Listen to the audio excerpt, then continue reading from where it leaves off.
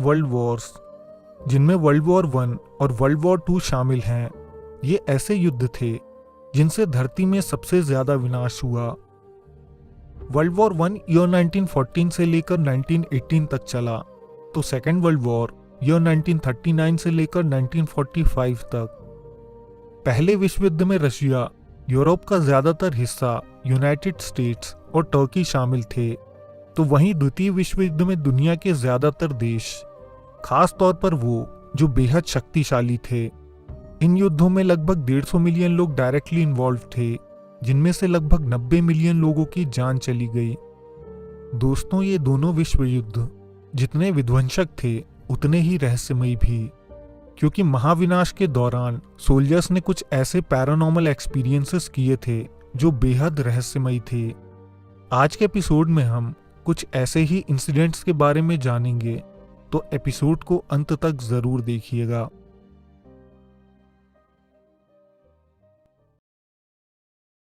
अगस्त 27, 1914। World war one शुरू हुए बस 2 हफ्ते बीते थे। ब्रिटिश फोर्सेस फ्रेंच मिलिट्री को असिस्ट करने के लिए बढ़ रही थी, क्योंकि जर्मन आर्मी बेल्जियम को लगभग पार कर चुकी थी और फ्रांस की तरफ बढ़ रही थी। जनरल सर जॉन फ्रेंच के नेतृत्व में ब्रिटिश फोर्सेस बेल्जियम के सदर्न टाउन मॉन्स तक पहुंच चुकी थी। यहां उन्हें पता चला कि फ्रेंच आर्मी में काफी कैजुअलिटीज हो चुकी हैं और वो हार की कगार पर खड़े हैं। जैसे ही ब्रिटिशर्स ने अपनी पोजीशन ली, उन्हें समझ आ गया कि जर्मन आर्मी को इस समय हराना संभव नहीं है। जर्मन आर्मी पूरी ताकत से प्रहार कर रही थी और ब्रिटिश सोल्जर्स को सरेंडर करने के लिए कह रही थी। अब ब्रिटिश सोल्जर्स एक कदम पीछे हटते हैं और कुछ देर का ब्रेक लेकर आगे की स्ट्रैटेजी सोचने लगते हैं। उन लोगों को समझ आ जाता है कि अब उन्हें मरने से कोई नहीं बचा सकता। कुछ सोल्जर्स प्रे करने लगते हैं, तो कुछ अपने जीवन की अच्छी यादों के बारे में सोचने लगते हैं। लेकिन जैसे ही जर्मन आर्मी एकदम करीब पहुंचने वाली होती है, एक सोल्जर को पुरानी और अजीब याद आती है। उसे वो रात याद आती है जब वो अकेले बैठकर डिनर कर रहा था। उस प्लेट में सेंट जॉर्ज को डिपिक्ट किया गया था, जिन्हें आर्चर्स या धनुर्धारियों का पेट्रियन सेंट माना जाता था। मान्यता थी कि बैटल ऑफ एजिनकोर में सेंट जॉर्ज ब्रिटिशर्स की मदद करने आए थे। इसके बाद सोल्जर की नजर एक लाइन पर पड़ी जिसमें लिखा था, may Saint George be a present help to the English. ये डरा हुआ सोल्जर इस फ्रेज को मन में बार बार बोलने लगा और तभी एक चमत्कार हुआ। आसमान से आमीन की आवाज आई, जो बाकी सोल्जर्स ने भी सुनी, और ब्रिटिशर्स की साइड हाथ में बो और एरो लिए एंजल्स की आर्मी तैयार खड़ी थी। उन्होंने तीर चलाने शुरू किए और सैकड़ों की तादाद में जर्मन सोल्जर्स को मारा।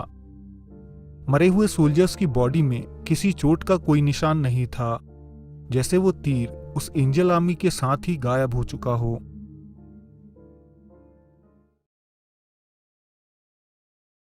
दोस्तों, अगर कोई ऐसा ख्याल है जिसने मैनकाइंड को सेंचुरीज से फैसिनेट किया है, तो वो है मर्मेड के अस्तित्व का ख्याल। डाइवर्स से लेकर एक्सप्लोरर्स तक सबने मर्मेड को देखने के दावे किए हैं, लेकिन वर्ल्ड वॉर टू के दौरान सैकड़ों सोल्जर्स ने भी मर्मेड को देखने का दावा किया था। इंडोनेशियन फोल्कलोर्स में मर्मेड्स को ओरंग इकान कहा जाता है। ईयर 1943 जापानीज सोल्जर्स इंडोनेशिया के काई आइलैंड पर स्टेशन थे, जहां उन्हें पता लगा कि इंडोनेशियन फोल्कलोर्स में सुनाई जाने वाली ये कहानियां कोई कल्पना नहीं बल्कि सच है। काई आइलैंड्स के 555 स्क्वायर माइल्स के एरिया पर अलग अलग सोल्जर्स तैनात थे, और इनमें से सैकड़ों सोल्जर्स ने आधे इंसान आधे मछली जैसे जीवों को देखने के दावे किए थे। इन सोल्जर्स का पहली बार मर्मेड से सामना तब हुआ जब सोल्जर्स के एक ग्रुप ने आइलैंड को एक्सप्लोर करने का फैसला किया था। ये टुकड़ी जंगल के बीच से आइलैंड को एक्सप्लोर करते हुए आगे बढ़ रही थी। तभी ये लोग एक लगून के पास जा पहुंचे। सोल्जर्स यहाँ थोड़ा आराम करने के लिए रुके थे। अभी तक तो सब कुछ सामान्य चल रहा था, लेकिन अचानक पानी में कुछ हलचल सी होने लगी। सोल्जर्स ने देखा तो वहाँ एक ऐसी जीव मौजूद थी जो आधी महिला और आधी मछली जैसी दिख रही थी। सोल्जर्स को महसूस हुआ कि वहाँ का वातावरण कुछ भारी सा है। वो मर्मेड्स उन्हें फ्रेंडली नहीं लग रही थी। तभी मर्मेड ने अजीब सी आवाज निकाली और वहां से चली गई। इसके बाद इन मोमेंट्स की सैकड़ों साइटिंग्स सामने आई। सर्जेंट टैरो ने लोकल विलेजेस से रिक्वेस्ट की थी कि अगर वो लोग कोई भी जिंदा या मुर्दा मोमेंट पकड़ सकें तो उन्हें जरूर इन्फॉर्म करें। जल्द ही सोल्जर्स ने जनरल को समन किया। जनरल ने बहुत कोशिशें की कि वॉर के बाद वो साइंटिफिक कम्युनिटी को मोमेंट्स के सबूत दे सकें और दुनिया को इन जीवों के अस्तित्व के बारे में पता चल जाए, लेकिन बदकिस्मती से ये संभव नहीं हो सका।